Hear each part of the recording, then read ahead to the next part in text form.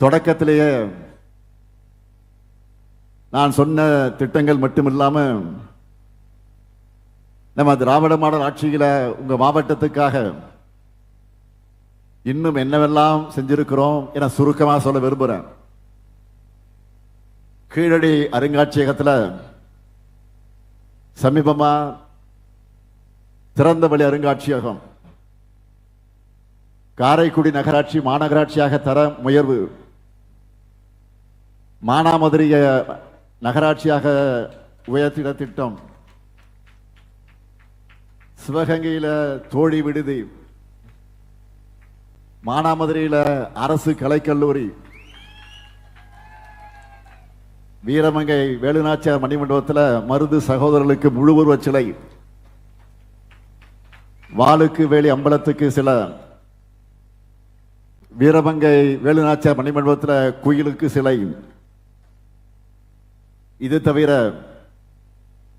புலாங்குறிச்சியில மருத்துவமனையில கூடுதல் கட்டடங்கள் மற்றும் ஆய்வக அமைக்க நிதி ஒதுக்கப்பட்டிருக்கு. இலுப்பைக்குடி சிப்காட்ல 5300 கோடி ரூபாய் முதலீட்டில் 1000 பேருக்கு வேலை வாய்ப்பு அளிக்கக்கூடிய வகையில் எம்ஆர்எஃப் நிறுவனத்தோட புதிய டயர் உற்பத்தி ஆலை அமையவிருக்கு. மானாமதுரையில் புதிய ஐடிஐ மற்றும் மினி ஸ்டேடியம் அமையவிருக்கு. தாயமங்கலம் முத்துமாரியம்மன் திருக்கோயில் பக்தர்களின் வசதிகளுக்காக 18 கோடி ரூபாயில பணிகள் நடந்து கொண்டிருக்கிறது. இது எல்லாவற்றையும் விட நான் பெருமைப்பட்டு சாதனை சொல்ல வேண்டும் என்று சொன்னால், ஓடாமல் இருந்த திருவாரூர் திரை தலைவர் கலைஞர் முதலமைச்சராக எப்படி ஓட்டி காட்டினாரோ அதேபோல் நானும் கண்டதேவி சொர்ணா மூர்த்தீஸ்வரர் கோயில் திருவிழா தேரோட்டத்தை 18 ஆண்டுகளுக்கு பிறகு 2024ஆம் ஆண்டு நடத்தி காட்டியிருக்கிறேன். இதனால மகிழ்ச்சி அடைந்த அந்த பகுதி மக்கள் எல்லாம், முக்கியஸ்தர்கள் எல்லாம் சென்னையிலே கோட்டைக்கு வந்து என்னை சந்தித்து எனக்கு நன்றி சொன்னாங்க. உண்மையா சொல்லணும்னா என்னுடைய சொந்த தொகுதிக்கு கூட எப்படி எதையும் தட்டாம செஞ்சு கொடுப்பேனோ அதே போலதான் சிவகங்கை மாவட்டத்திற்கும் கேட்டதையெல்லாம் கடந்த 5 ஆண்டுகள்ல நிறைவேற்றி தந்திருக்கிறேன்.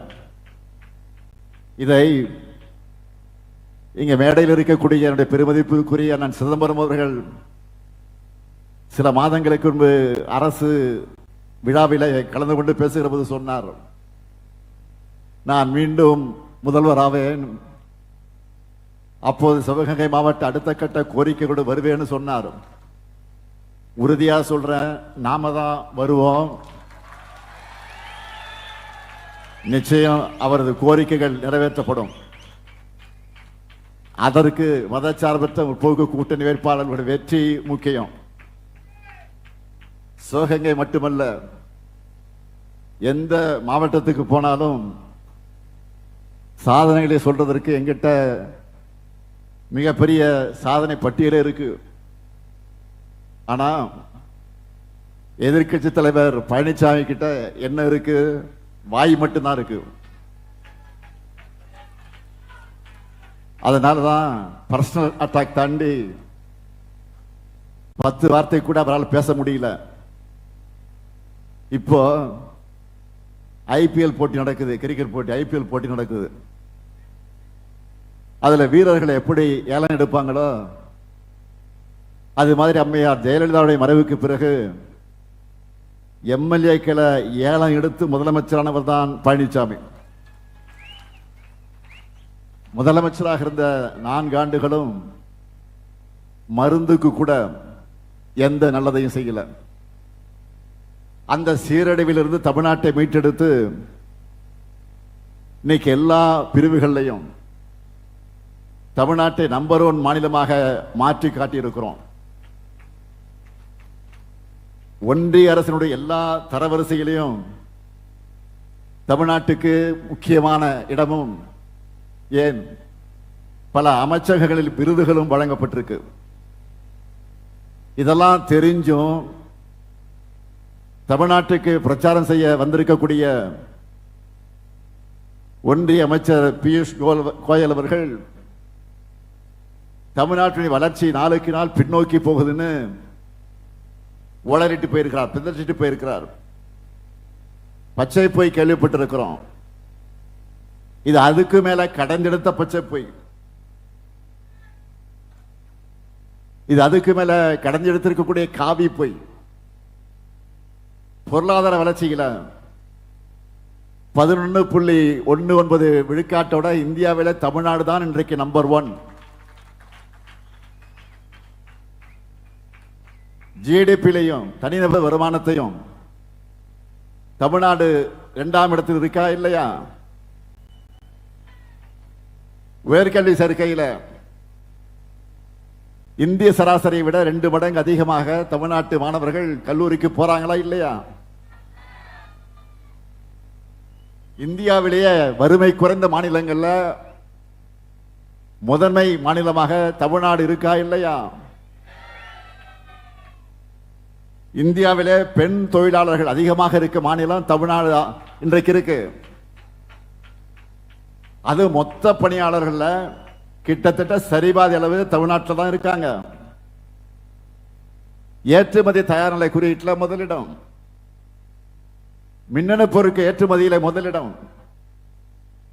தோல் பொருள் ஏற்றுமதியில முதலிடம், ஜவுளி ஏற்றுமதியில முதலிடம். இவை மட்டுமல்ல, இப்ப 2 நாளைக்கு முன்னாடி ஒரு ரிப்போர்ட் வந்திருக்கு. கடந்த நிதியாண்டு நிலவரப்படி இந்தியாவிலேயே தொழில் உற்பத்தியிலும் தமிழ்நாடு தான் முதலிடம் பிடிச்சிருக்கு. இந்தியாவிலே சிறந்த உயர்கல்வி நிறுவனங்கள் அதிகம் இருக்கக்கூடிய மாநிலம் தமிழ்நாடு. இன்னும் இப்படி நிறைய லிஸ்ட் போட முடியும். இதெல்லாம் யார் நாங்களா சொல்றோம்? ஒன்றிய அரசு, ஒன்றிய பாஜக அரசு சொல்லியிருக்கு, ஆய்வறிக்கையில் தெளிவாக குறிப்பிட்டிருக்கிறாங்க. இதை கூட படிக்காம, இதை கூட புரியாமலா ஒன்றிய பாஜக அரசினுடைய அமைச்சர்கள் வந்து இருக்காங்க. மகாராஷ்டிரா மாநிலத்தினுடைய முதலமைச்சர் பட்னவிஸ் மதுரை வரை வந்தார். பிரதமர் மோடி அவர்கள் திருப்பரங்குன்றம் வரை வந்தார். ஆனால் கீழடியும் பக்கத்திலே தான் இருக்கு. அங்க வராம எது இவங்களை தடுக்குது? கீழடி ஆய்வறிக்கை ஏன் வெளியிடாம இருக்கீங்க?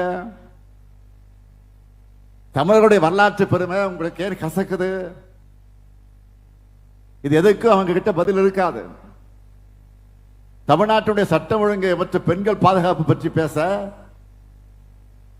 அதையே தான் தொழிலாக கொண்டிருக்கிறார்கள். பிரச்சாரத்திற்கு வருகிற வடநாட்டு பாஜக தலைவர்கள் இப்போ வாய்கிழிய பேசிக்கிட்டு இருக்காங்க.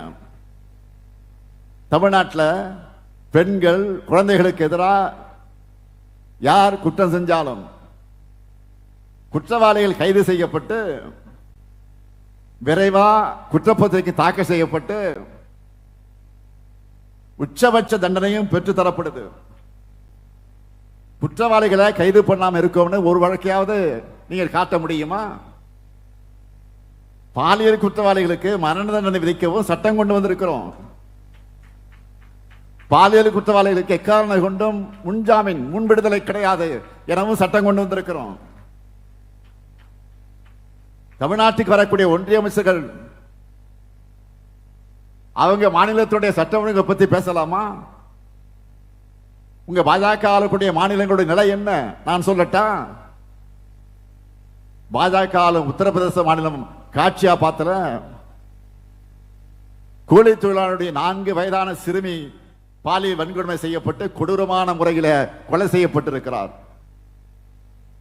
சிறுமியின் பெற்றோர் மனசு வெறுத்து போலீஸ்ல புகார் கொடுத்தப்போ என்னாச்சு தெரியுமா? அந்த புகாரை பதிவு பண்ண மறுத்தது மட்டும் இல்ல, பாதிக்கப்பட்ட பெற்றோர்களையே லாக்கப்ல கட்டி வச்சு அடிச்சு உதைச்சு துன்புறுத்தி இதை வெளியே சொல்லக்கூடாதுன்னு மிரட்டி இருக்காங்க. கடைசியா வேற வழி இல்லாம பதிவு பண்ண எஃப்ஐஆர்லையும் போக்சோ பிரிவை கூட சேர்க்கல. இந்த கொடுமையை பார்த்து உச்ச நீதிமன்றமே உத்தரப்பிரதேச காவல்துறை கடுமையாக கண்டிச்சிருக்கு. நீதிமன்ற கண்காணிப்பில் சிறப்பு விசாரணைக்கு உத்தரவிட்டிருக்கு. காசியாபாத் காவல் ஆணையரை உச்ச நீதிமன்றத்தில் நாளைக்கு நேர்ல ஆஜராக சொல்லி சம்மன் அனுப்பியிருக்காங்க. இப்படி ஒரு காட்டாட்சி பாஜக ஆளுகிற மாநிலத்தில் தான் நடக்குது. 2020ஆம் ஆண்டு இதே உத்தரப்பிரதேசத்தில் நடந்த ஆத்ரஸ் சம்பவத்தை மறக்க முடியுமா? 19 வயதான தலித் சிறுமி கேங் ரேப் செய்யப்பட்டு கொல்லப்பட்டார். அந்த பெண்ணோட உடலை அவங்க அப்பா அம்மா சம்பந்தம் இல்லாமலேயே, சம்பந்தம் எதுவும் கேட்காமலேயே நைட்டோட நைட்டா போலீஸே எரிச்சாங்க. ஆறுதல் சொல்ல போன எதிர்க்கட்சி தலைவர்கள் எல்லாம் தடுத்தாங்க. பிரதமர் மோடி அவருடைய குஜராத் நிலைமை என்ன பெரிய உத்தமமா? கர்ப்பிணி பெண் என்று கூட பார்க்காம பில்கிஸ் பானு அவர்களை கூட்டுப்பாலியல் வன்கொடுமை பண்ண குற்றவாளிகளை ரிலீஸ் செஞ்சு, அப்படிப்பட்ட ஒரு மாவாத அரசு தான் பாஜக அரசு. காஷ்மீர்ல 8 வயசு சிறுமி கூட்டுப்பாலியல் வன்கொடுமை செஞ்ச குற்றவாளிகளுக்கு ஆதரவா பாஜக மாநில செயலாளர் பேரணி நடத்தினாரா இல்லையா? இன்னும் மணிப்பூர்ல எத்தனை ஆயிரம் கொடுமைகள் தொடர்ந்து நடந்துகிட்டு இருக்கு. இதையெல்லாம் நினைச்சு பார்க்கவே நெஞ்சம் நடுங்குது. தான் ஆளும் ஒவ்வொரு மாநிலத்திலையும் குற்றவாளிகளை கொண்டாடுகிறார்கள். பாதிக்கப்பட்டவர்களை கொடுமைப்படுத்தக்கூடிய பாஜக காரங்க தமிழ்நாட்டில் பெண்கள் பாதுகாப்பு பற்றி பேசலாமா? அரசே குற்றவாளி கூண்டில் இருக்கும் மோசமான நிலை தான் பாஜக மாநிலங்கள் நடந்துகிட்டு இருக்கு. உங்களுக்கெல்லாம் பெண்கள் பாதுகாப்பு பற்றி பேச, அது நள்ளிரவில் கூட பெண்கள் பாதுகாப்பா பேருந்துகள்ல வேலைக்கு போயிட்டு வர்ற தமிழ்நாடு பற்றி பேச அருகதை இல்லை. இப்ப நான் சொன்னதையெல்லாம் மறுக்கும் தைரியம் தமிழ்நாட்டுக்கு வந்திருக்கக்கூடிய எந்த பாஜக தலைவர் இருக்கா? பாஜக தலைமையிலான என்டிஏ உள்ளே வந்தா குற்றவாளிகளும் கலவர கிரிமினலும் தான் ஆட்சி செய்வாங்க. என்டி ஆட்சியில நீதிக்கோ நிர்வாகத்திற்கோ எப்பவுமே இடமே இருக்காது. எதிர்கட்சி தலைவர் பழனிசாமியும் சட்டம் ஒழுங்கு போதைப் பொருள் பற்றி பேசுறாரு. ஸ்டெர்லைட் துப்பாக்கி சூடு, சாத்தான்குளம் படுகொலை, முன்னாள் முதலமைச்சர் அம்மையா ஜெயலலிதா கொடநாடு பங்களாவிலே கொலை கொள்ளை, பொள்ளாச்சி பாலியல் வன்கொடுமைகள், கைது செய்யப்பட்ட போதைப் பொருள் விற்பனையில் சிட்டிங் அமைச்சர்களை சிக்கினது, இப்படி அதிமுக ஆட்சி அலங்கலங்கள் சீன பெருஞ்சூர் வரை நீளமா போகும். இந்த எல்லா வழக்குகளையும் குற்றவாளிகளை காப்பாற்ற முயற்சி பண்ணது அதிமுக அரசு. ஆனா நம்ம ஆட்சியில தவறு செஞ்சதை காவலராக இருந்தாலும் சரி, அரசியல் கட்சி நிர்வாகிகளாக இருந்தாலும் சரி, அவங்களை கைது பண்ணி விரைவா வழக்கு நடத்தி தகுந்த தண்டனை பெற்று தரும். கலைஞர் மகளிர் உரிமை தொகை, புதுமை பெண், மாவட்டந்தோறும் தோழி விடுதிகள், 14 வயதுக்குட்பட்ட சிறுமிகளுக்கு இலவசமா கருப்பை வாய் புற்றுநோய் தடுப்பூசி, அரசு வீடுகள் குடும்பத் தலைவரின் பேரில் ஒதுக்கீடு, பெண்கள் பேர்ல சொத்தை பதிவு பண்ணா ரெஜிஸ்டர் பண்ணா கட்டண சலுகை, இப்படி பெண்களுக்காகவே இயங்குகிற அரசு திராவிட மாடல் அரசு. அதுக்கு எடுத்துக்காட்டா தி பெடரல் என்கிற ஆங்கில ஊடகத்தில் ஒரு வீடியோ வெளியாகி இருக்கு. அதுல தமிழ்நாட்டினுடைய பல்வேறு மாவட்டங்களையும் நம்ம விடியல் பயணம் திட்டத்தில் பேருந்து பயணம் செய்யக்கூடிய பெண்கள் கிட்ட பேட்டி எடுத்திருக்கிறாங்க. பேட்டி எடுத்தவரும் ஒரு பெண் செய்தியாளர் தான். அதுல பெண்கள் எல்லாரும் என்ன சொல்றாங்கன்னா, போய் பாருங்க, எந்த ஆட்சியும் இதுக்கு முன்ன இப்படி பண்ணதில்லை, இந்த முறை கண்டிப்பா திமுகவுக்கு தான் எங்கள் ஓட்டுன்னு வெளிப்படையா சொல்றாங்க. இதுல கூடுதல் சிறப்பம்சம் என்ன தெரியுமா? இதுவரை திமுகவுக்கு ஒரு முறை கூட வாக்களிக்காத பெண்கள் கூட விடியல் பயணம் திட்டத்தின் காரணமா திமுகவுக்கு வாக்களிக்க முடிவெடுத்துட்டாங்க என்பதை அதுல சொல்றாங்க. இதனால 2021 எதிர்பார்த்த வெற்றியை பெற முடியாத மேற்கு மண்டலத்தை இந்த முறை திமுக தான் ஸ்வீப் பண்ண போகுதுன்னு சொல்றாங்க. எல்லாம் சர்வேலையும் எல்லா கருத்து கணிப்பிலும் இதான் பிரதிபலிக்குது. போக்குவரத்து துறையை பொறுத்த வரைக்கும் கடந்த 5 வருஷத்துல மேலும் 10,000 புதிய பேருந்துகள் இயக்க போறோம். பல புதிய ரூட்ல விடியல் பேருந்துகள், மினி பஸ் ஆகியவற்றை விட போறோம். பெண்களுக்காக ஏற்கனவே இருக்கக்கூடிய திட்டங்கள் மட்டுமே போதும்னு நான் நினைக்கல, இன்னும் செய்யணும்னு நான் நினைக்கிறேன். அதுக்காகத்தான் நம்ம சூப்பர் ஸ்டாரான திமுக தேர்தல் அறிக்கையை களத்தில் இறக்கியிருக்கிறேன். தமிழ்நாடு முழுக்க இந்த சூப்பர் ஸ்டார் நமக்காக சுற்றுப்பயணம் செஞ்சுக்கிட்டு இருக்காரு. சூப்பர் ஸ்டார்னா புரியுதுல உங்களுக்கு? சூப்பர் ஸ்டார் யாருன்னு கேட்டா சின்ன குழந்தையும் கூட சொல்லும் பாட்டு அது. இருந்தாலும் ஒரு சில சூப்பர் ஹிட் வாக்குறுதிகளை இதுல நான் குறிப்பிட்டு சொல்ல விரும்புறேன். என்ன ரெடியா? முதல் அறிவிப்பு இல்லத்தரசி திட்டம். இல்லத்தரசி திட்டத்தில் எவ்வளவு ரூபாய்க்கு கூப்பன் தர போறோம்? பெண்களுக்கு சொல்லுங்க, நீங்க சத்தமா சொல்லுங்க. 8,000 ரூபாய். இதை வச்சு இந்த கூப்பனை வச்சுக்கிட்டு washing machine, fridge, TV, grinder, mixie, microwave அவன், இண்டக்ஷன் ஸ்டவ் என்ன வேணாலும் வாங்கிக்கலாம். எங்க வேணாலும் போய் வாங்கிக்கலாம். புதுசாக வாங்கிக்கலாம், எக்ஸ்சேஞ்சும் பண்ணிக்கலாம். இதெல்லாம் வீட்டுக்காரெல்லாம் போய் கேட்காதீங்க.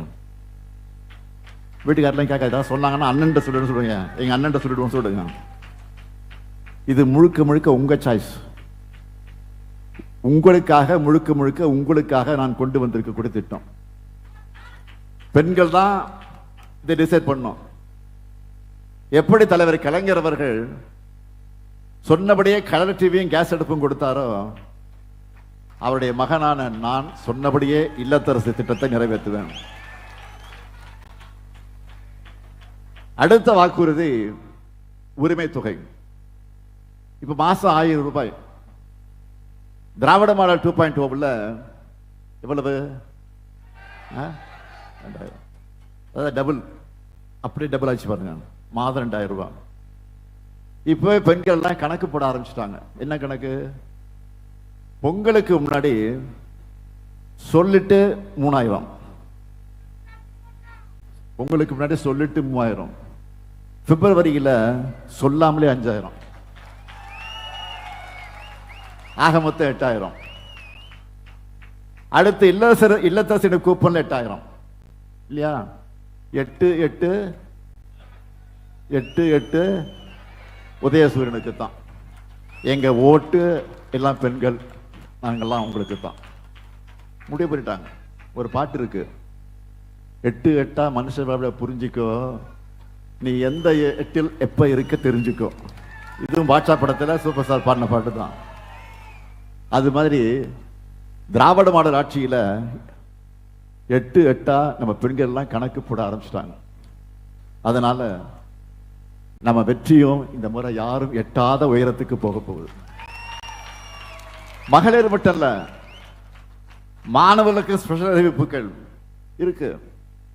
கல்லூரிக்கு போகக்கூடிய மாணவர்களுக்கு வழங்கிட்டு வரக்கூடிய புதுமை பெண் தமிழ் புதல்வன் உதவித்தொகை இனி 1500 ரூபாய் உயர்த்தி வழங்கப்படும். 2030க்குள்ள 35 லட்சம் கல்லூரி மாணவர்களுக்கு லேப்டாப் வழங்க போறோம். நெல் கொள்முதல் விலை குவிண்டால் ஒன்றுக்கு 3500 ரூபாய் உயர்த்தி வழங்கப்படும். கரும்பு கொள்முதல் விலை டன் ஒன்றுக்கு 4500 ரூபாய் வழங்கப்படும்.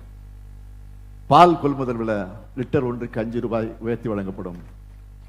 வீடற்ற ஏழைகளுக்கு அடுத்த 5 ஆண்டுகள்ல 10 லட்சம் வீடுகள் கட்டித்தரப்படும். காலை உணவு திட்டம் இதுவரைக்கும் 5ஆம் வகுப்பு வரை வந்துச்சு இல்லையா? காலை உணவு திட்டம் இனி 8ஆம் வகுப்பு வரை விரிவுபடுத்தப்படும். திராவிட மாடல் 2.0ல பிற்படுத்தப்பட்டோர், மிகவும் பிற்படுத்தப்பட்டோர், சீர்மரபினர், சிறுபான்மையினர் ஆகியோர் தொழில் தொடங்க கடன் பெறும் உச்சவரம்பு 30 லட்சமாக உயர்த்தி வழங்கப்படும். மகளிர் சுய உதவிக்குழு பெண்களுக்காக நீங்க சொந்தமா தொழில் தொடங்க இனி எந்த ஷூரிட்டி இல்லாமலே 5 லட்சம் ரூபாய் மானியத்தோடு கடன் வழங்கப்படும். மகளிர் சுய உதவிக்குழு பெண்கள் ஷேர் ஆட்டோ வாங்க வங்கி கடன் வசதி ஏற்படுத்தி தரப்படும். இது எல்லாத்தையும் உங்க அக்கா, உங்க தங்கச்சி, உங்க மதினி, உங்க நாத்தனார், பக்கத்து வீட்டு பெண்கள் எல்லாருக்கும் சொல்லுவீங்களா? இந்த ஸ்டாலினுக்காக பெண்கள் நீங்களே பிரச்சாரத்தை இறங்கணும். இந்த அண்ணனுக்காக தான் கேட்கிறேன். நீங்க ரெடியா? ரெடியா? இத்தனை அருமையான வாக்குறுதியை கொடுத்திருக்கக்கூடிய ஸ்டாலின் ஆட்சி வேணுமா? இல்ல பெண்களை பற்றி எல்லா கூட்டத்தையும் தரைக்குறைவா பேசுகிற பழனிசாமி ஓனரான என்டி ஆட்சி வேணுமா? 2026 ஜனநாயக போர்ல வெல்ல போவது தமிழ்நாடு அணியா டெல்லி அணியா? சத்தமா சத்தமா. நடக்க இருக்கக்கூடிய தேர்தல் சாதாரண தேர்தல் இல்ல. தமிழ்நாடு தொடர்ந்து வளர்ச்சி பாதையில பயணிக்கணும்னா கொஞ்ச நேரம் முன்ன நான் சொன்ன பாஜக மாநில மாதிரி படுகொலைக்கு அது போகணுமா என்று முடிவு பண்ற தேர்தல். ஏன் அதிமுகன்னு சொல்லாம நான் பாஜக சொல்லன்னு புரிஞ்சுக்குங்க. அதிமுகவே ஜெயிச்சாலும் பாஜக ஆட்சி தான் இங்க அமையும். பேச்சுக்கா சொல்லாமா? அதிமுக ஜெயிச்சாலும் பாஜக ஆட்சி தான். திமுக கூட்டணியை தவிர வேற எந்த கட்சிக்கு ஓட்டு போட்டாலும் அது பாஜக செலுத்துற வாக்கு தான். எனவே சொன்னதை செய்யக்கூடிய கலைஞரின் மகனா கேட்கிறேன். திருப்பத்தூர் தொகுதியில அமைச்சர் பெரிய கிருப்பன் அவர்களுக்கும், மானாமதுரை தொகுதியில தமிழரசு ரவிக்குமார் அவர்களுக்கும், சிவகங்கை தொகுதியில கருணாஸ் அவர்களுக்கும் உதயசூரிய சின்னத்தை வாக்களிக்க வேண்டும். அதே போல காரைக்குடி தொகுதியில நம்ம கூட்டணியை சேர்ந்த காங்கிரஸ் வேட்பாளர் மாங்குடி அவர்களுக்கு கை சின்னத்துல பெருவாரியான வாக்கு வித்தியாசத்தில் வெற்றி பெற்றிருக்கணும். அமையவிருக்கக்கூடிய திராவிட மாடல் 2.0 அரசுல எங்க சாதனைகளை நாங்களே முறியடிக்கும் வகையிலான ஆட்சியை வழங்குவோம். அதற்கு ஆதரிப்பேர் முற்போக்கு கூட்டணி வேட்பாளர்களை. வெல்வோம் ஒன்றாக, வெல்வோம் ஒன்றாக, வெல்வோம் ஒன்றாக. நன்றி, வணக்கம்.